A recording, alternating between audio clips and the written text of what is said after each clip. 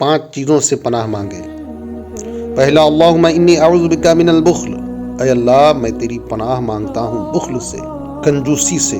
دوسرا، واعوذ بک من الجبن، اور میں تیری پناہ مانگتا ہوں بزدلی سے، مولا ہمیں بزدل نہ بنانا۔ واعوذ بک ان ارد الی ارذل العمر، اور میں تیری پناہ مانگتا ہوں اس سے کہ ناکارہ عمر میں پہنچا دیا جاؤں۔ چوتھا، واعوذ بک من فتنۃ الدنیا، اور میں تیری پناہ مانگتا ہوں دنیا کی آزمائش سے، مولا تو دنیا کی آزمائشوں سے مجھے بچا لے۔ اور پانچواں، واعوذ بک من عذاب القبر، اور میں تیری پناہ مانگتا ہوں قبر کے عذاب سے۔